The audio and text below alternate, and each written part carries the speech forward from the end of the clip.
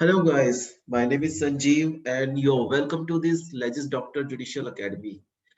अभी तक हम लिमिटेशन के दो लेक्चर्स कर चुके हैं जिसमें से हमने अब तक क्या पढ़ा है। हमने इसका प्रेमल देख लिया, हिस्ट्री देख ली, ऑब्जेक्ट ऑफ लिमिटेशन एक्ट देखा, इसका शॉर्ट टाइटल एक्सटेंट देख चुके हैं एंड डेफिनेशंस को बहुत एक्सप्रेसली डिफाइन किया है मैंने। सो आज हम बात करेंगे bar to limitation. So who we are, first of all we are Legis Doctor and this is the free judicial academy you are getting on YouTube। ठीक है, so let's start। section 3 bar to limitation। okay, section 3 bar to limitation क्या कहता है? let's see, it's containing part 2 का। इसमें क्या कहते हैं? part 2 section limitation of suits, appeals and application।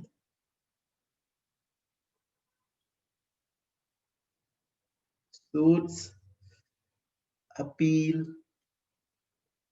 and applications। Basically part 2 बात कर रहा है सूट्स, अपील और एप्लीकेशन पे कितनी लिमिटेशंस लगेंगी। ठीक है, और इसमें जो मोस्ट इंपॉर्टेंट थिंग है ना, इसको दो चीजों में डिवाइड कर सकते हैं हम। एक है एक्सेप्शंस एंड सेकेंडली एक्सक्लूजन्स। ठीक है, what is exception and what is exclusion? Do anyone knows? Okay, exception is something like period of limitation तो हमें दे रखा है कि स्केड्यूल 1 में कि इतना टाइम होगा एक सूट के लिए, जैसे कि 3 इयर्स। ठीक है, अब 3 इयर्स से पीरियड ऑफ लिमिटेशन से प्रिस्क्राइब पीरियड को काउंट करना है। ठीक है, तो उसमें कौन कौन सा टाइम को हमें छोड़ना है, जैसे कि इसमें लिखा हुआ है सेक्शन 4 का। सेक्शन 4 में क्या किया है? जिस दिन कोर्ट बंद हो, हाँ, court court duty is of, वो वाला दिन। ठीक है, ये एक्सेप्शन है जो हमें छोड़नी ही छोड़नी है। और एक्सक्लूजन क्या है कि अगर अपने पीरियड ऑफ लिमिटेशन से लेके पीरियड ऑफ प्रिस्क्राइब पीरियड तक एक स्पेसिफिक टाइम है जिसको कोर्ट ने, मतलब जिसको इस एक्ट ने बोला है कि इसको एक्सक्लूड करना है, इस पीरियड को हम काउंट नहीं करेंगे। जैसे कि सेक्शन 12 का क्लोज 1 क्या, जिस दिन हम सूट फाइल कर रहे हैं उसका फर्स्ट डे वो एक्सक्लूड होता है। ठीक है, so basically exclusion and exceptions को देखने के बाद ही हम प्रिस्क्राइब पीरियड तक पहुंचते हैं। ये हमने कहां पर पढ़ा था? ये पढ़ा था सेक्शन 2J में, जो डिफाइन करता है period of limitation and prescribed period. अब देखते हैं एक्सेप्शंस कहां तक दे रखी है। सेक्शन 4 से लेके 11 तक एक्सेप्शंस की बात होती है एंड एक्सक्लूजन की बात कहां होती है? सेक्शन 12 से लेके 24 तक। And these are the most important topic. क्यों? इसमें से प्रीलिम्स में क्वेश्चन आता है एंड मेंस का क्वेश्चन बनता है। मेंस का क्वेश्चन कैसे बनता है? ये पूछ लेंगे सेक्शन 6 to 9 में क्या दिया हुआ है। हाँ, ठीक है, ऐसे मेंस का क्वेश्चन प्रीलिम्स में कैसे पूछ लेंगे कि कौन सा दिन एक्सक्लूड किया जाएगा, इन चार ऑप्शंस में से बताओ। ठीक है, ऐसे क्वेश्चंस आ सकते हैं इनडायरेक्टली भी और डायरेक्टली भी। सो आज हम देखने वाले हैं सेक्शन 3, जो कि पार्ट है पार्ट 2 का। Part 2 limitation to of suits, appeals and applications. अब देखते हैं bar of limitation, section 3 bar of limitation. मतलब कि एक ऐसा बार जो लिमिटेशन पीरियड के ऊपर लगा हुआ है। Section 3 is just like a general rule जो हमें फॉलो करना ही करना है। कहां पर लिखा हुआ है? अब पढ़ते हैं इसके प्रोविजन को। सब्जेक्ट टू, क्या लिखा है?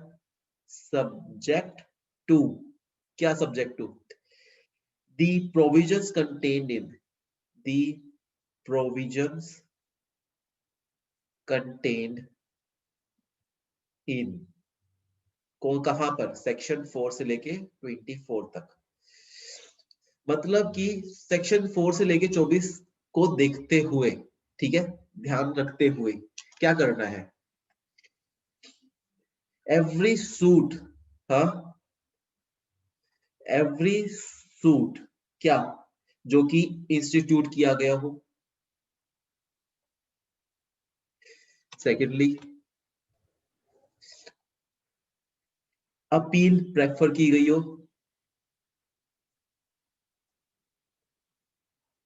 थर्ड, कोई भी एप्लीकेशन मेड की गई हो, ठीक है। इन तीनों में क्या करना है? हाँ, subject to the provision contain in section 4 to 24। 4 to 24 क्या बात कर रहा है? Exceptions and exclusion. 4 to 11 exception and 12 to 24 exclusion, ठीक है। अब इनमें क्या देखना है? Every suit instituted, appeal preferred and application made, किस लिए, किस टाइम पे? After prescribed period, after prescribed period.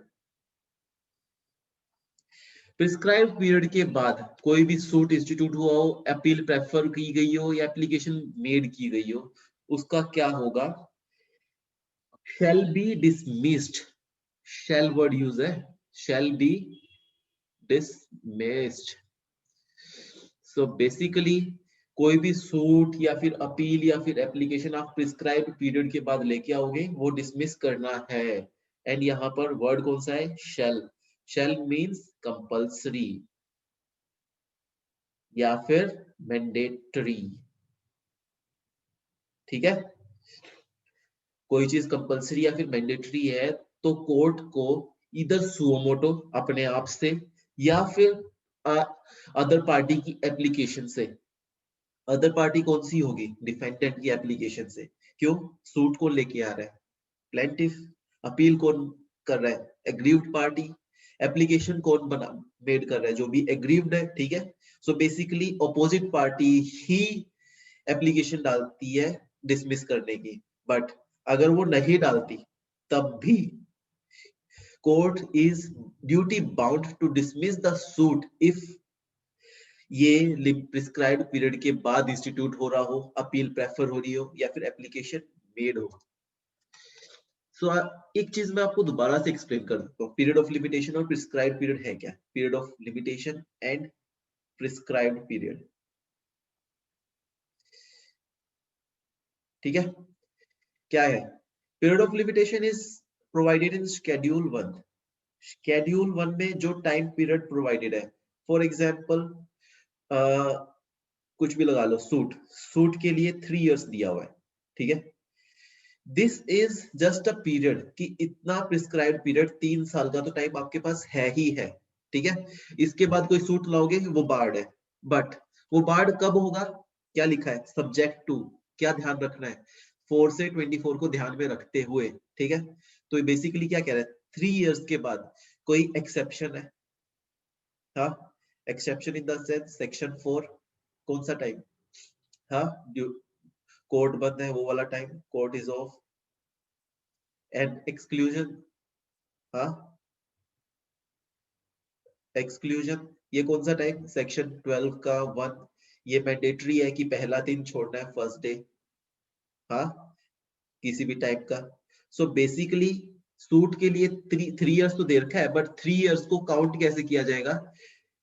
3 plus exception, कोई टाइम जो एक्सेप्शन का दिया हुआ, प्लस एक्सक्लूजन का कोई टाइम दिया हो, ठीक है, is equal to prescribed period. हाँ, ये कह रहा है प्रिस्क्राइब्ड पीरियड। समझ में आ रहा है? अब देखते हैं अगली लाइन क्या कहता है इसमें। shall be dismissed although limitation has not set up as defense। Basically मैंने आपको बोला था ना कि it is a time. Defence का कैसे मतलब? ऑपोजिट पार्टी ही एप्लीकेशन डालती है उसकी, बट अगर लिमिटेशन पीरियड का जो डिफेंस ऑपोजिट पार्टी नहीं डालती, कोर्ट क्या करेगी? कोर्ट इधर सुओमोटो, ठीक है, सुओमोटो क्या करेगी? डिसमिस करेगी एप्लीकेशन को, ठीक है। सो बेसिकली हर एक चीज को ध्यान रखना है। Section 3 is the most important journal rule कि अगर कोर्ट में कोई एप्लीकेशन डाली हो, सूट प्रेफर किया गया हो या फिर कोई एप्लीकेशन बनाई मेड की गई हो, अपील प्रेफर की गई हो, वो अगर प्रिस्क्राइब्ड पीरियड के बाद पेश करी जाएगी ना, तो उसको कोर्ट को बाउंड है उसको बार करने के लिए। Court is mandatory to bar the specific suit और लिमिटेशन और समथिंग लाइक दैट, ठीक है। अब आगे देखते हैं। Limitation for filing complaint. अब एक क्वेश्चन आता है, लिमिटेशन फॉर फाइलिंग कंप्लेंट क्या कहता है? लिमिटेशन फॉर फाइलिंग कंप्लेंट क्या है? हाँ, ये आपकी कमेंट्स भी पढ़ने जरूरी है, कमेंट्स में पहली ही टॉपिक है। क्या कहता है? Complaint sent demand notice but was not able to know whether it was served upon the accused or not. The postal authority intimated the date of delivery of demand notice. Limitation began to run from the date of postal authority's intimation. मतलब कि आपने एक complaint file की, ठीक है, you filed a complaint,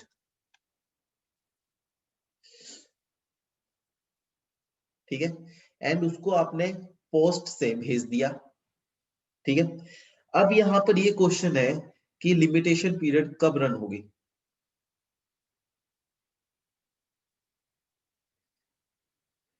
when to run, ठीक है। Complaint है, सेंड कर दी पोस्ट ऑफिस से, पोस्ट ऑफिस के थ्रू टू मैजिस्ट्रेट, समझ लो। ऐसी सिचुएशन में लिमिटेशन कब रन होगी? ये तब रन होगी when limitation begin to run from the date of postal authority intimidation, मतलब जिस दिन आपने पोस्टल अथॉरिटी को कंप्लेंट दी थी। किस लिए दी थी? To send it to specific person, ठीक है।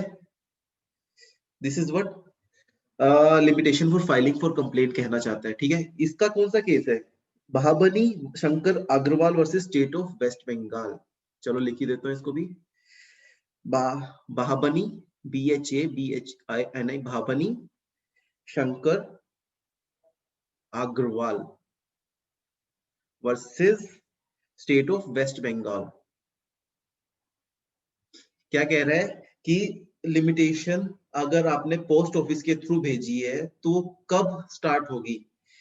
वो स्टार्ट होगी जब आप पुलिस पोस्ट ऑफिस में कंप्लेंट देकर आओगे, ठीक है, उस दिन से लिमिटेशन पीरियड स्टार्ट होगी कंप्लेंट के लिए।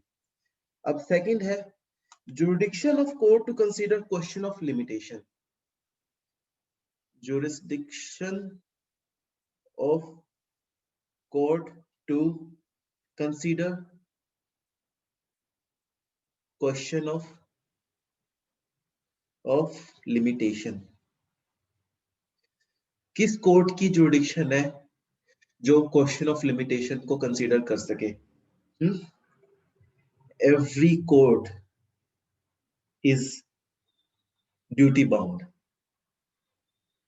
to fix or to see the limitation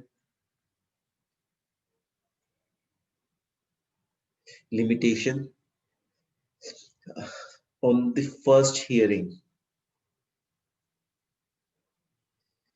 ये क्यों लिखा है मैंने इतनी बड़ी लाइन? हाँ, क्यों? हमने देखा था ना कि लास्ट लाइन क्या की कह रहा है, although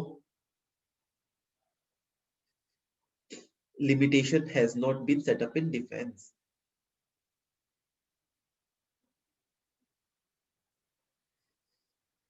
set up in defense। so basically जुडिक्शन हर एक कोर्ट के पास है, बट कोर्ट इज बाउंड। हाँ, किस लिए बाउंड है? उसको सुओ मोटो पहले ये चेक करना पड़ेगा कि कोई एप्लीकेशन आई है या फिर सूट आया है या फिर अपील आई है, क्या वो प्रिस्क्राइब पीरियड के बाद है या पहले है। अगर बाद है तो उसको बार करना पड़ेगा, ठीक है। ये कौन सा केस है? ये है craft centre, craft centre versus Koncherry coir factories, ठीक है। अब नेक्स्ट देखते हैं, what is the object and scope of this section? Object and scope, object और स्कोप क्या है इस सेक्शन का, ठीक है। ये किसी के राइट नहीं है, राइट नहीं चल रही, ठीक है। It has not been not being enacted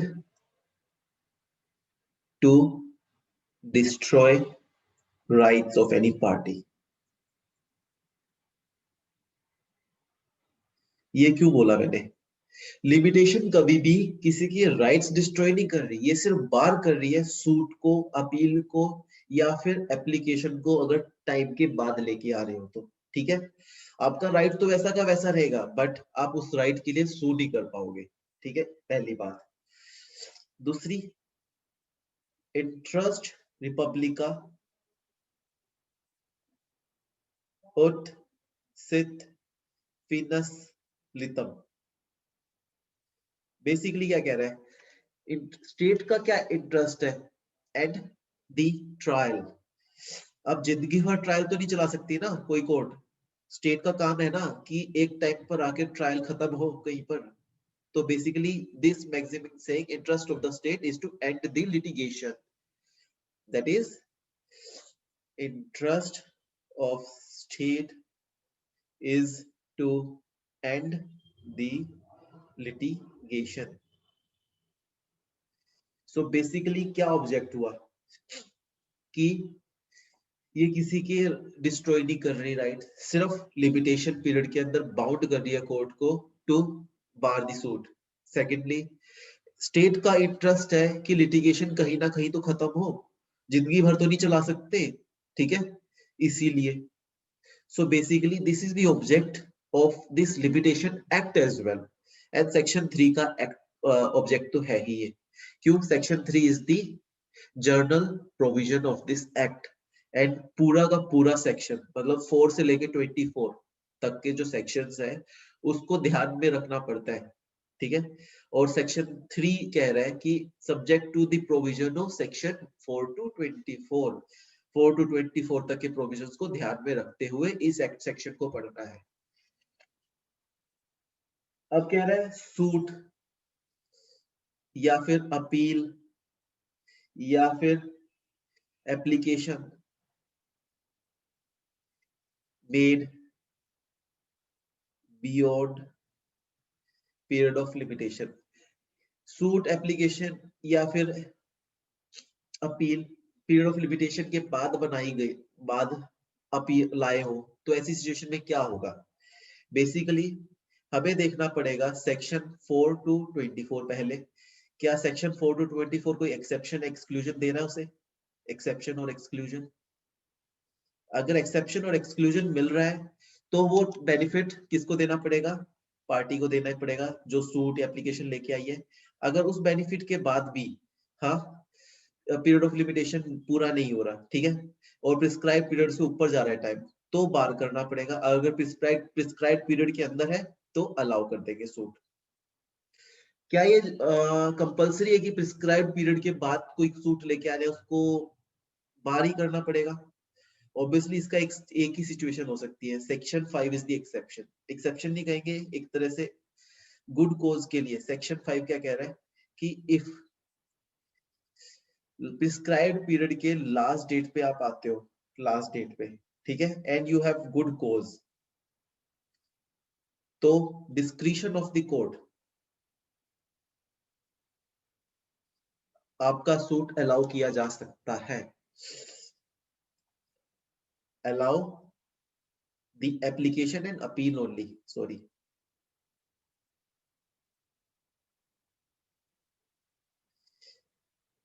क्यों मैंने एप्लीकेशन एंड अपील क्यों बोला खाली? क्यों? सेक्शन 5 कहीं पर भी सूट की बात नहीं करती, सिर्फ बात करता है एप्लीकेशन एंड अपील।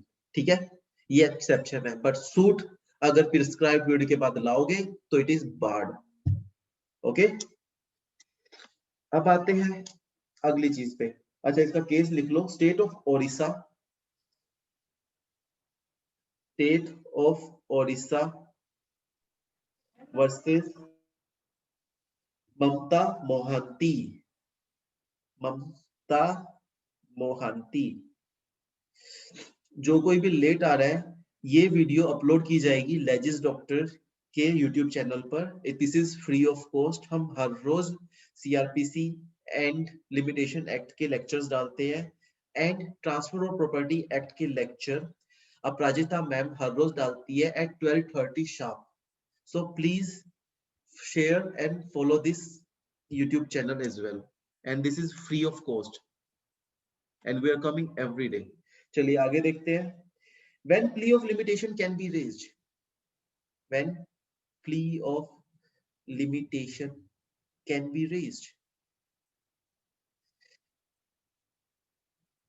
अगर सेक्शन 3 के एग्जैक्ट वर्डिंग देखे ना, तो प्ली ऑफ लिमिटेशन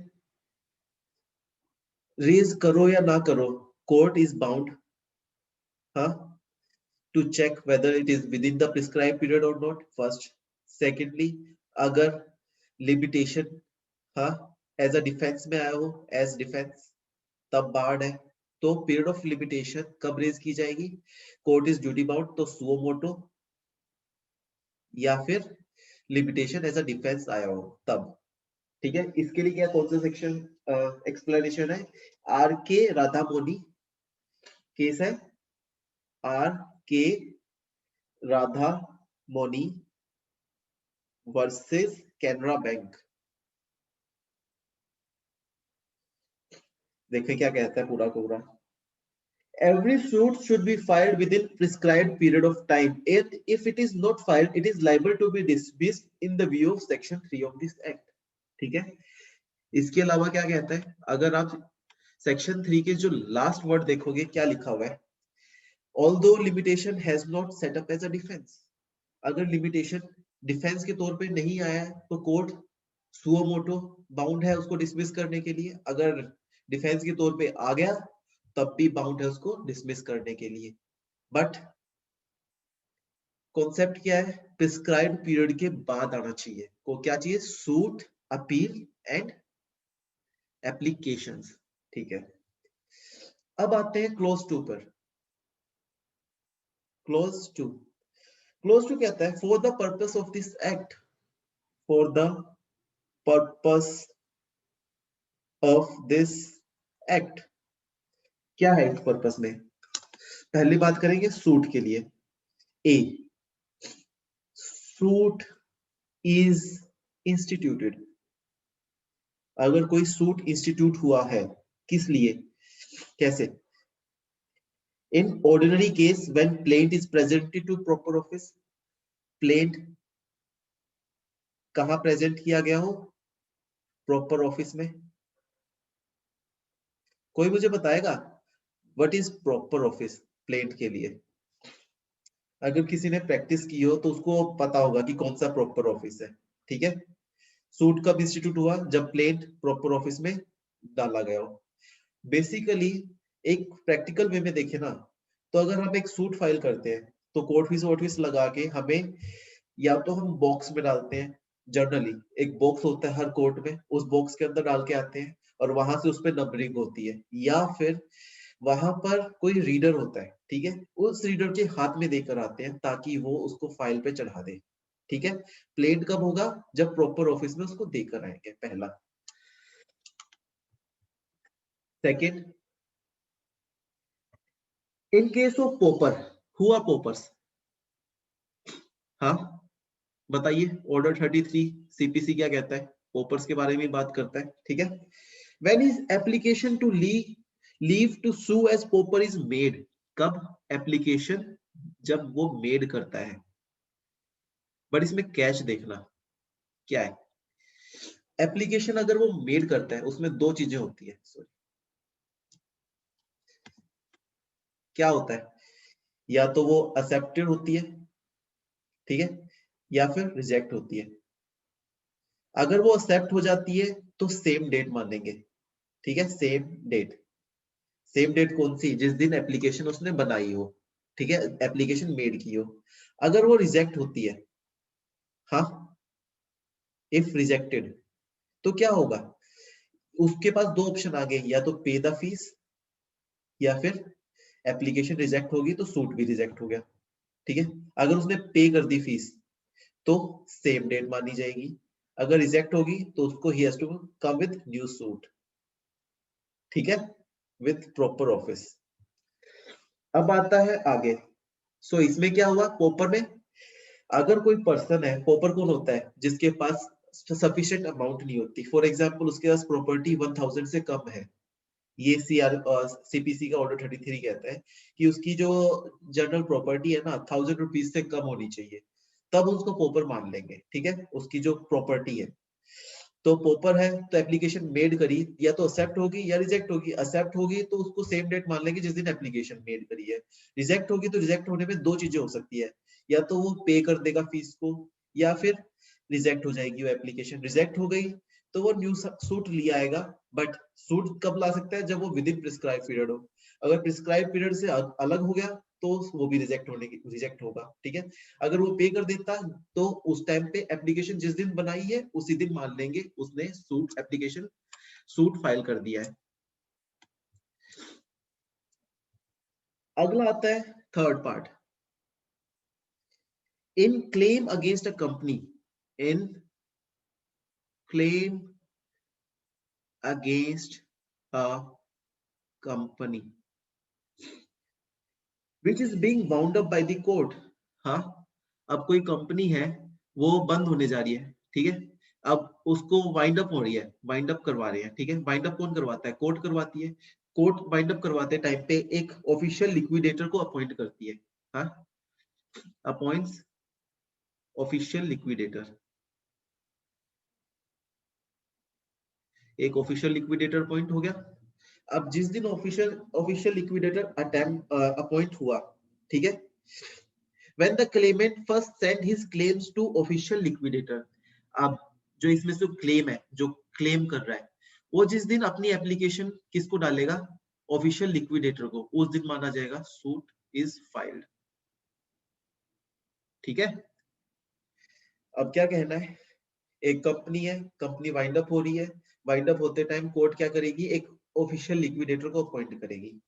अब क्लेमेंट है, अपने पैसे तो मांगने जाएगा ना कंपनी से, तो उस पैसे को मांगने के लिए वो क्या करेगा? एक एप्लीकेशन डालेगा ऑफिशियल लिक्विडेटर को। जिस दिन उसने एप्लीकेशन डाली ना उस दिन मान लेंगे कि उसने एक सूट फाइल कर दिया, ठीक है, उस दिन से उसका सूट फाइल हो गया। दो, इसमें एक चीज ध्यान देना, ऑफिशियल लिक्विडेटर को एप्लीकेशन डाली है कि मुझे मेरे पैसे दिलवा दो, ठीक है। अगर ऑफिशियल लिक्विडेटर वाइंड अप करते टाइम उसको पैसे नहीं दिलवा पाता ना, तब वो सूट फाइल होता है। तो एप्लीकेशन का जो टाइम होगा ना वो ही एक्सटेंड हो जाएगा सूट तक का, ये कहना चाहता है सेक्शन 2A क्लोज 3। यहां तक समझ में आ गया? अगर आ गया तो यस नो बोल देना। Okay, next thing B. अभी तक हमने देखा सूट के बारे में, अब है any claim by way of. Any claim by way of किस चीज में? या तो सेट ऑफ में, या फिर काउंटर क्लेम में। चलिए, मुझे कोई ये बताएगा कि इनका सीपीसी में प्रोविजन कहां पर है? कौन सा ऑर्डर बात करता है set of and counter claim के लिए? हाँ, मैं वेट कर रहा हूँ इसका आंसर का। इन आंसर आप ही को देना है, मैं इसका आंसर नहीं देने वाला। इसका आंसर मिल जाएगा यूट्यूब पर, मैं उसके लिंक में डाल दूंगा, ठीक है। अब क्या कह रहा है, एक क्लेम है, any claim by way of set of और काउंटर क्लेम डाल दिया है, उसको एक सेपरेट सूट ट्रीट किया जाएगा। सेपरेट सूट कब? हाँ, and shall be deemed to instituted कब? सेपरेट सूट ट्रीट किया अगर, और वो डीम्ड मतलब डीम्ड मान लिया जाएगा वो इंस्टीट्यूट हुआ है कब? 1, in case of set off के टाइप पे, सेट ऑफ, ठीक है, on the same day at the suit in which set off is pleaded. On same date, जिस दिन सूट प्लीड किया गया हो, मतलब कि एक फॉर एग्जांपल एक प्लेंट है, ठीक है, प्लेंट, इसमें रिटर्न स्टेटमेंट आ गई। अब इसमें एक तरह से सेट ऑफ करवा लिया, मतलब प्लेंटिफ ने कह दिया कि मेरी कुछ अमाउंट है उसको सेट ऑफ कर दो, ठीक है। अब ऐसी सिचुएशन में जिस दिन सेट ऑफ के लिए डाला है ना उस दिन मान लिया जाएगा, जिस ये कब मानी जाएगी? ये डेट मानी जाएगी जिस दिन प्लेंट फाइल किया गया है। बेसिकली ये कहना चाहता है सेट ऑफ की डेट डिवोर्स में आ जाती है, ठीक है। Secondly, in case of counter claim के केस में क्या होगा? हाँ, देखिए क्या कह रहा है, on the date on which counter claim is made in court, ठीक है। अब प्लेंट है, रिटर्न स्टेटमेंट में आ गई, अब इसमें काउंटर क्लेम की सिचुएशन आ गई। हाँ, काउंटर क्लेम में क्या होगा, ये इसी दिन मानेगा, सेम डेट जिस दिन काउंटर क्लेम फाइल किया गया हो, same date on which counter claim is filed. इतनी नाइंसाफी क्यों काउंटर क्लेम और सेट ऑफ के लिए? हाँ, सोचने वाली बात है। सेट ऑफ वाला दिन तो सीधा कह दिया कि जिस दिन प्लेट फाइल किया उसी दिन मान लो, बट काउंटर क्लेम वाला दिन कहा है कि जिस दिन काउंटर क्लेम डाला है उसी दिन मानो। इसके लिए हम देखेंगे सेक्शन 21 ऑफ लिमिटेशन एक्ट, ठीक है। अब सेक्शन 21 जिस दिन करेंगे उस दिन हम इसके बारे में विस्तार में डिस्कस करेंगे, ठीक है। आज हम सिर्फ सेक्शन 3 के लिए यहाँ पर है। अब आता है क्लोज सी। समझ में आ गया काउंटर क्लेम? यस नो जरूर बताओ, ठीक है। ओके, सही। एन एप्लीकेशन, एक एप्लीकेशन है, वो मेड की गई है हाई कोर्ट को, ठीक है, बाय नोटिस ऑफ मोशन।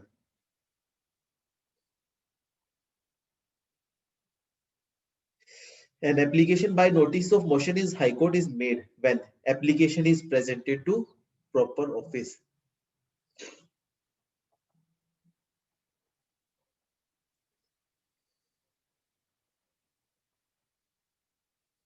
ये क्या कहना चाहता है? एक एप्लीकेशन है, an application by notice of motion in High Court is made when application is presented to proper office of that court. Basically high court में हम कभी अपील में जाते हैं, फिर एप्लीकेशन डालते हैं ना, तो एप्लीकेशन सीधा हाई कोर्ट को नहीं डलती, हम जाएंगे पहले प्रॉपर ऑफिस में, ठीक है।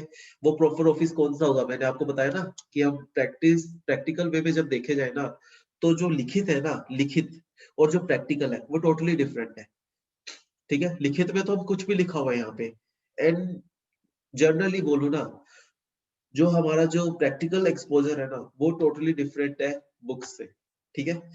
अब क्या कह रहा है, प्रॉपर ऑफिस कौन सा है? रजिस्ट्रार के पास जाएंगे, रजिस्ट्रार को हम अपनी एप्लीकेशन डालेंगे, मुझे एक सूट डालना है, मुझे अपील में जाना है इसके, ठीक है।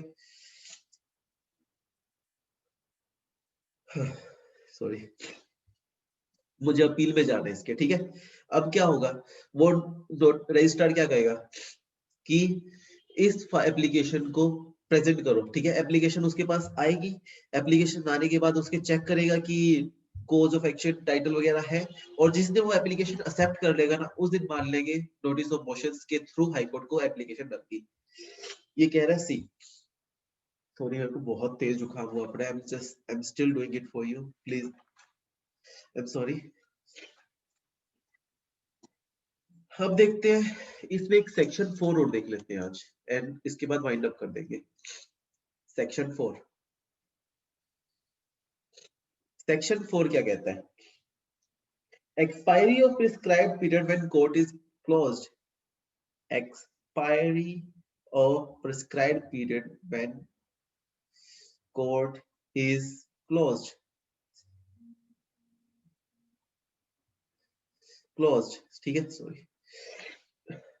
अब प्रिस्क्राइब पीरियड खत्म हो गया है, और वो खत्म किस दिन हुआ है? जिस दिन कोर्ट बंद हो, ठीक है। ऐसी सिचुएशन में क्या होगा? When prescribed period for any suit, किसके लिए? Any suit, appeal and application, ठीक है, इन तीनों के लिए, ठीक है, एक्सपायर्स किस दिन? एक्सपायर्स कब? On a day when court is closed.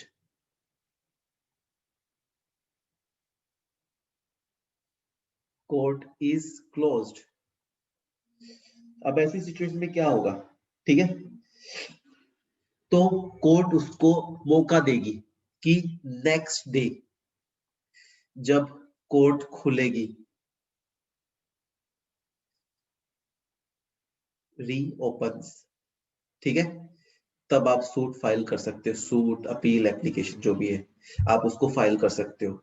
But हम कैसे मान ले कि वो कोर्ट क्लोज्ड है, इसकी एक्सप्लेनेशन पढ़नी जरूरी है कि कोर्ट क्लोज कब मानी जाएगी। एक्सप्लेनेशन, बेसिकली एक्सप्लेनेशन डिफाइन कर रहा है कि कोर्ट क्लोज्ड कब होगी। देखते हैं, court shall be deemed to be close on any day, किसी भी दिन, ठीक है, within the meaning of this section if during any part of its normal working, normal working को देखा जाएगा, नॉर्मल वर्किंग आवर्स को देखा जाएगा, जैसे कि 9 to 5, ठीक है, it remains closed on that day. अगर 9 to 5 खुली है तो उसको ओपन मानेंगे, अगर 9 to 12 खुली है तो उसको क्लोज ही मानेंगे। तो बेसिकली हमें क्या देखना है, नॉर्मल वर्किंग आवर्स देखने हैं, ना कि half day, one full day, कुछ नहीं। हमें हाफ डे भी होगा तो उसको भी क्लोज ही मानेंगे। नॉर्मल वर्किंग आवर कौन सा हुआ, 9 to 5 वाला। सॉरी यार, मेरे को जुकाम हो रहा है, मुझसे बोलना मुश्किल हो रहा है, तो आज यहीं पे वाइंड अप करते हैं इस क्लास को। अगर कोई भी डाउट हो, क्वेश्चन हो, मुझे बताओ, ठीक है। एंड यहीं से हम कल स्टार्ट करेंगे सेम टाइम 8 बजे, ठीक है। एंड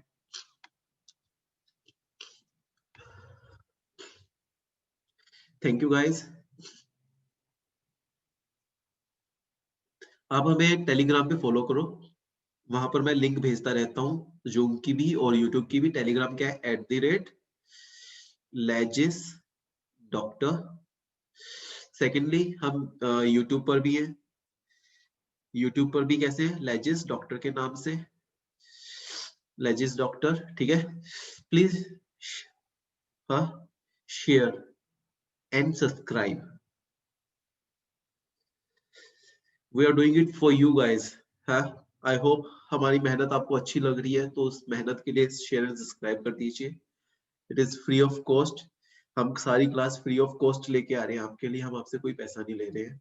आपके लिए टेस्ट सीरीज हर सैटरडे संडे को आपके लिए उपलब्ध करवाई जाती है। एंड एक दिन मैं खुद लाइव होता हूँ टेस्ट के लिए, और एक दिन मैं आपको टेस्ट सीरीज विद विया पीडीएफ भेजूंगा, एंड आपको उसका आंसर मुझे भेजना पड़ेगा, ठीक है। Thank you guys, thank you.